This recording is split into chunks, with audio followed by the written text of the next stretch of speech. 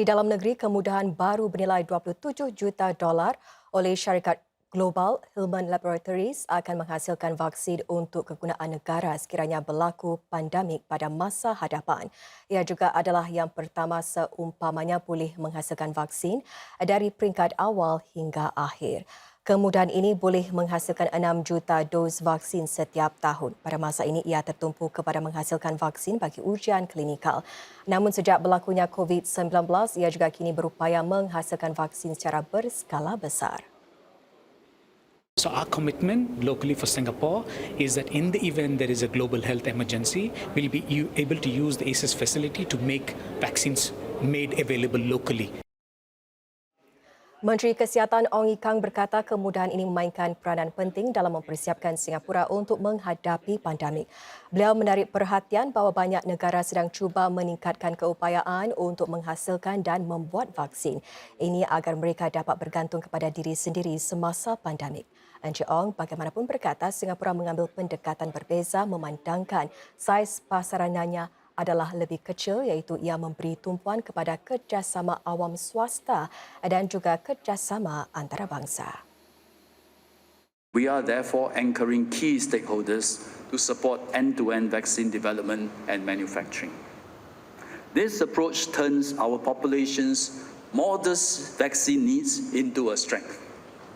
Partnering with private sector vaccine manufacturers allows for a win-win situation where Singaporeans have speedy access to pandemic vaccines, while vaccine manufacturers will produce for the region and the world from Singapore to meet their demands. Ada sekitar 174,000 bukan pengundi semasa pilihan raya Presiden tahun ini setelah nama mereka dikeluarkan daripada daftar pengundi. Menurut Jabatan Pilihan Raya ELD, mulai esok mereka boleh memohon supaya nama mereka disertakan semula ke dalam daftar pengundi. ELD akan memberitahu mereka menerusi pos supaya berbuat demikian.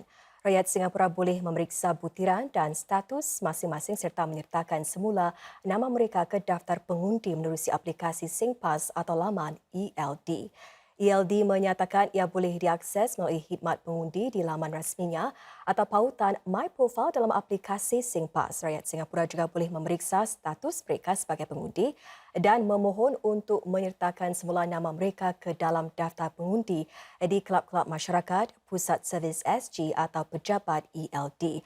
Orang awam dinasihati supaya melakukannya dengan lebih awal supaya mereka boleh mengundi dalam pilihan raya umum seterusnya.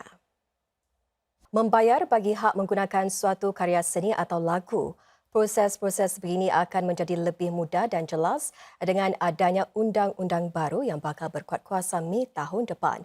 Para penerbit kandungan seperti pencipta lagu, penulis, label rekod dan penerbit juga akan mempunyai kawalan lebih baik berhubung perjanjian yang dibuat dengan agensi-agensi yang menguruskan hak cipta karya-karya mereka.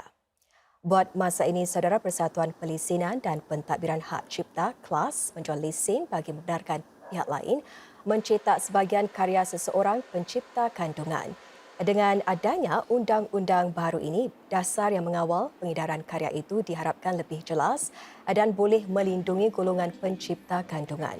Ia juga akan memberikan mereka lebih banyak peluang untuk mengawal pengedaran karya mereka. Misalnya, mereka boleh bertanya mengenai cara royalti mereka dihitung. Sementara itu, Pertubuhan-Pertubuhan Pengurusan Kolektif CMO juga harus mengambil langkah agar lebih jelas. Ini termasuk mengeluarkan senarai karya-karya yang mereka uruskan. Seorang pakar berkata, ini akan memastikan semua pihak bersetuju termasuk pemegang lesen yang membayar yuran untuk menggunakan karya-karya itu.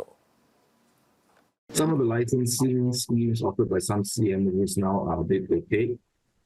You don't know what you're paying for. You don't know what you're getting. You're not sure if the rights holder are getting the royalties that you are paying. So the purpose of this regulation is really to ensure that all relevant parties, both the right holders as well as the licensees, know exactly what is involved.